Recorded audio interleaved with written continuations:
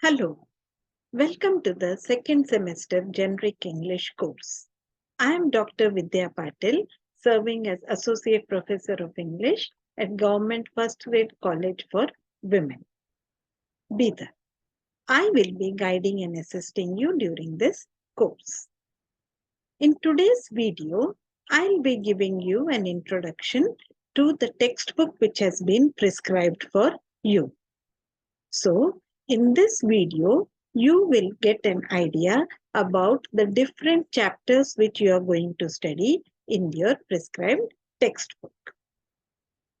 As you know that the syllabus for the second sem generic English course is divided into 3 units. The first and second units are come under the section part A, which is the workbook, whereas the third unit, which is your prescribed textbook, comes under the section part B, which is the course book. The course book or the textbook which is prescribed for you consists of 7 chapters and 1 translation activity. So, let us now try to understand which are these different chapters which you will have to study under the course book. The first chapter is titled Give Me Blood and I Shall Give You Freedom. This is a speech which was given by Subhash Chandra Bose. Subhash Chandra Bose or Netaji was India's one of the most loved and iconic freedom fighter. He is known for his motivational and rousing speeches.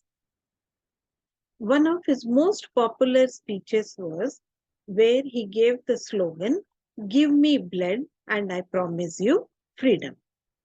This speech was delivered in Burma to the members of his Indian National Army in 1944.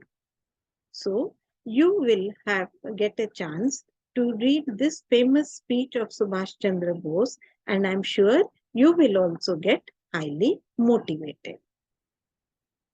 The second chapter is titled Traumatic Growth by Nick Vujicic. This comes under the genre of life writings. Nick is an inspirational and a motivational speaker, painter, swimmer, and a skydiver. He is a multifaceted personality. Life has been very challenging for him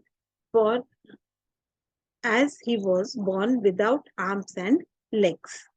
Yet he emerged victorious because he did not allow his disability to define him.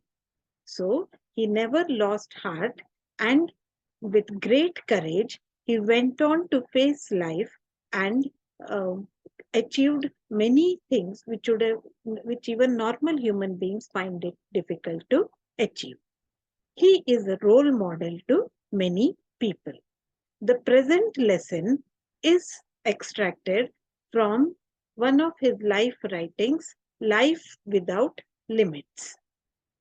So, from this particular chapter, you will, I'm sure, get the courage to face life, and you would also want to achieve something in life. The third chapter is an interview with Vandana Shiva. Dr. Vandana Shiva is a physicist, environmental activist, and food sovereignty and anti-globalization advocate. In this interview with IDR, she discusses her journey in biodiversity conservation. She got an opportunity to work with the common people who were involved in the Chipko movement. As you all must be knowing that there were many women who participated in this Chipko movement, and she says that she learned a lot from these women in the Himalayas. Also, she was able to relate all these learnings with her knowledge of quantum theory, which she used in her work in the ecological space also. She talks about the need to reclaim the term development from its economic implication to an ecological one. So, what she is trying to stress is that when we are talking about development, we can't always talk only about monetary benefits, but we should also see that while aspiring for development, we need to maintain an ecological balance, which will also safeguard the social rights of the people living there. The next chapter is Anne Frank, which is basically certain entries from the diary of Anne Frank. Anne Frank was a teenage Jewish girl who kept a diary while her family was hiding from the Nazis during the Second World War. For 2 years, she and 7 other people lived in a secret annex in Amsterdam before they were discovered and sent to concentration camps. Anne died in the Bergen-Belsen camp in 1945. Frank's father was the sole survivor among all the family members. He decided to publish the diary, which gives a detailed account of Anne's thoughts, feelings, and experiences while she was in hiding. The Diary of a Young Girl. This diary of Anne Frank has been an international bestseller for various decades and has been plays a very important role in the Holocaust education programs. Several humanitarian organizations are also devoted in or are run under her legacy. The fifth chapter is a poem, I Am Not That Woman by Kishwar Nahid. I Am Not That Woman is a poem which is directed towards the empowerment of women. Though Kishwar Nahid is a Pakistani poet, still she talks about women in all parts of the world where they do not get an equal treatment.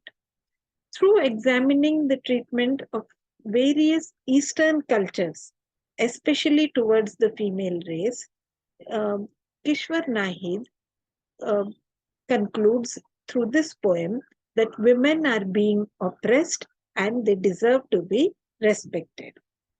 I Am Not That Woman is a poem which contrasts both the explicit and discreet ways in which women are oppressed in society.